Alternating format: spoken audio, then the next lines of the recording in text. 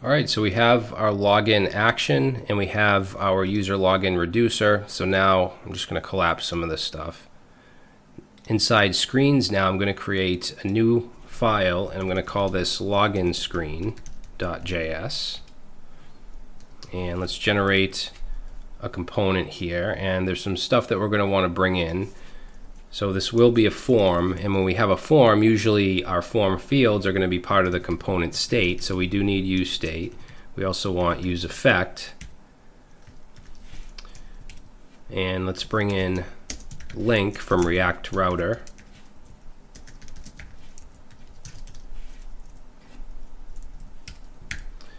We're going to need some stuff from Bootstrap. So let's bring in form.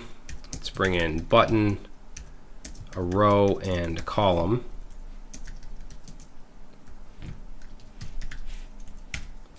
And we're going to bring in useDispatch and useSelector so we can deal with our Redux state.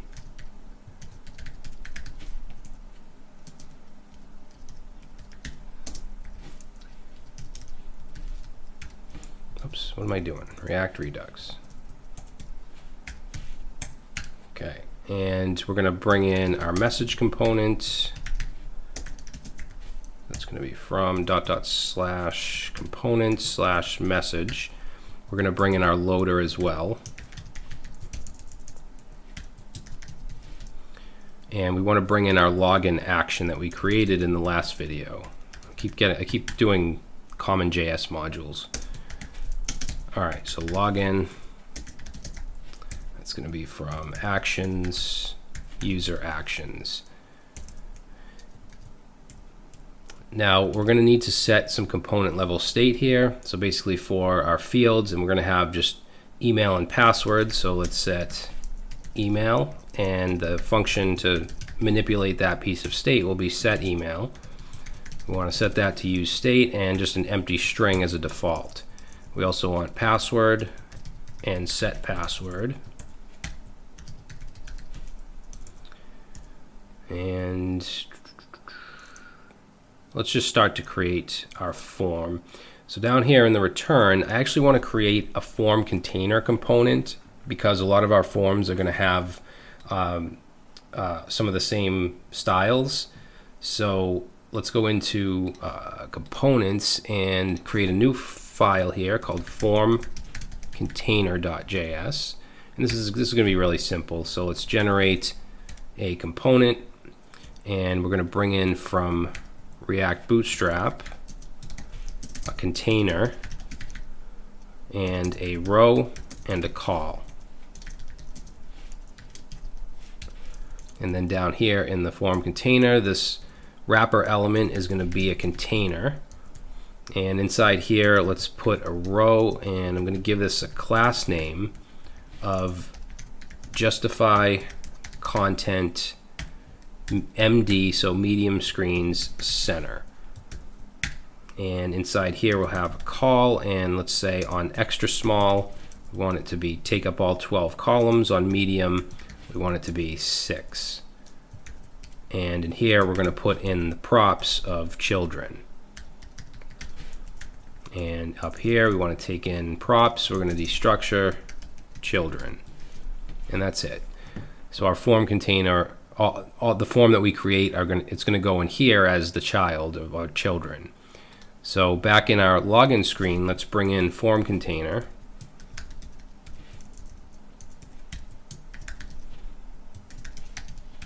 And we're going to use that as the wrapping element here instead of this div. Okay, so we have our form container. Now let's put an H1 in here. We'll say sign in. Now we want to check for an error. So I guess, yeah, let's actually bring our user info in. So we have our useDispatch. So let's create, actually, you know what? Let's just create the form first, and then we'll do that stuff after. So let's just add our form. And this is going to have an onSubmit. And let's set that to submit handler. All right, and then we're going to have our email, which is going to be a form.group. And this form group, I'm going to give a control ID, and we'll set that to email. And then inside here, we want a form label.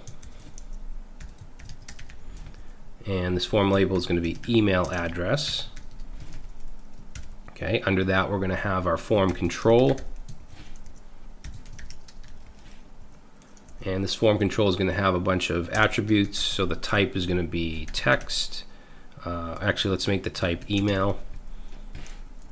And then we want to add a placeholder. And we'll just say enter email for the placeholder. Then we want the value. The value is going to be the email from the state. And then we need an onChange. So for the onChange, we'll set an arrow function and then set email to e.target.value. So whatever we type in. Okay, so that's our form control. Let's save that, format it. And then the password is going to be very similar. So I'm going to grab this form group and paste that in and change that, and that to password. Although we want this one and this down here, set password. This should be uppercase P. And the rest should be good. Now we want our button. So under the form group here, let's put a button and let's add a type of submit. And let's give this button a variant of primary. And we'll just say sign in. Now underneath the form, we're going to want a link to go to the register page. So let's go, we're still within the form container, but under the form here, I'm going to add a row, and let's give this a class name of py3 to add some padding. And then in here we'll have a call, and we're going to say new customer question mark. And then after that we're going to have a link, and this is going to say register in here. Now as far as where we want this link to go, let's put a 2 in here.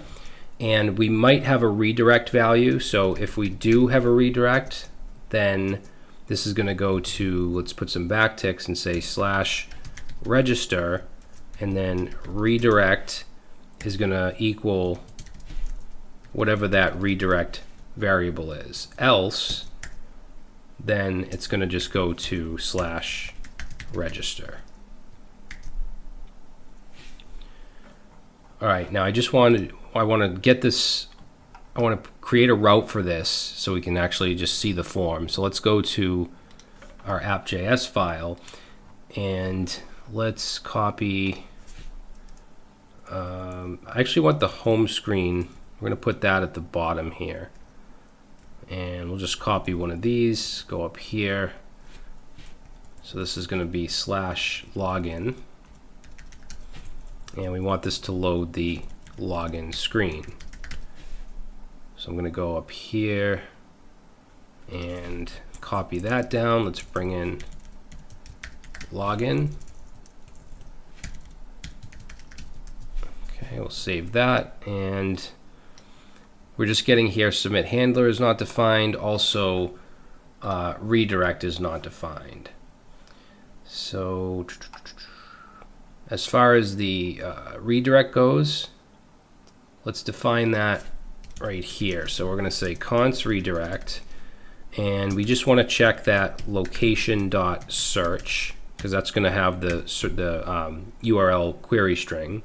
So if that exists, then let's take location.search and let's split, which is going to turn it into an array. We're going to split it by the equals. We want the 1 index, which will be to the right of the equal sign, or it's just going to be /. Okay, just so we have the option to add some kind of redirect. And then underneath that, we'll create our submit handler. And it's a form, so we're going to pass in e and then call e.prevent default so the page doesn't actually refresh. And then this is where, I'm just going to put a comment, this is where we want to dispatch login. Expected use of location. Oh, I didn't take location out of the props. Okay, and then the rest of these are just variables that we have defined that we haven't used yet, so nothing to worry about. So let's see if we can see the screen. If we go and we click on sign in, you should see something like this. So we should have enough time to implement the login. We have everything set. We have the action, we have the reducer that's going to send down the user info state. So back in our login screen, let's define dispatch. So set dispatch to use dispatch, and then let's go right under that, and we want to get from our state the user login part of our state. So we want to do use selector, and that takes in state with an arrow function, and we want from our state user login. And then what we want to take from user login, so we're going to destructure from that, we want loading, error, and user info. And that's coming from user login that we just defined right here. So loading, error, user info, and if you remember when we look in our user reducer, we have the loading value, the user info, which gets passed in after we dispatch our action, and also an error if something goes wrong. So the next thing that we'll do here, let's see. So I want to redirect if we're already logged in. I don't want to be able to come to the login screen if we're already logged in. So let's add a use effect. I'll go right above the submit handler, and let's set our use effect here with an arrow function. And I'm just going to check for user info. So if user info exists, because it's going to be null if we're not logged in. So if user info exists, then let's take our props.history and let's call push, oops, not push state, just push, and we want to go to whatever is in redirect. And then let's pass in as our dependencies here. So I'm going to pass in dispatch since we're using that. Actually, no, we're not using dispatch in here. Let's pass in history and also user info, because if that changes, we want to redirect. And let's also add in redirect since we're using that in here. All right, so for the submit handler, this is where we actually want to call the or dispatch the login action. So I already brought that in right here. It's coming from user actions. So let's pass in, let's say dispatch and login, and we want to pass in our email and password from the form. Now we also have the loading and possible error.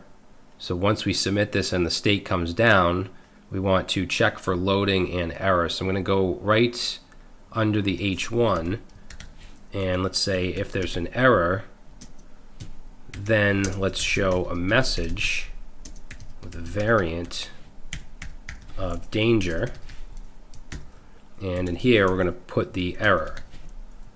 Okay, then we also want to check for loading. So if loading, then let's show our loader. All right, let's check this out. So unexpected use of history, I think I forgot to pass it in as a prop. Yeah, so right here, history.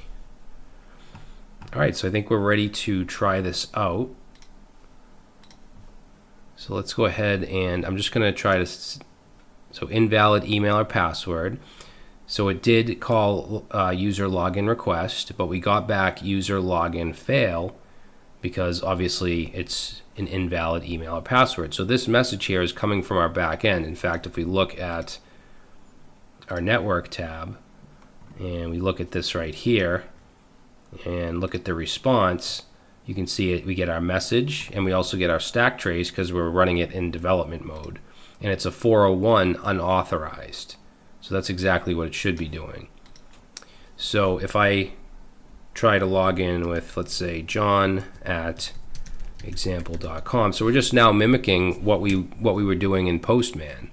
If I put the wrong password in here, invalid email or password. Let's put the correct password, and we're now signed in. So we should now have in local storage, if we go to application, we should have user info, as you can see here, and this has, we can see it better down here. It has the email, if we're admin or not, our name, and it has our token, which is really important because we want to use that to access protected routes. And that has in it, embedded in it as a payload, it has our user ID in it.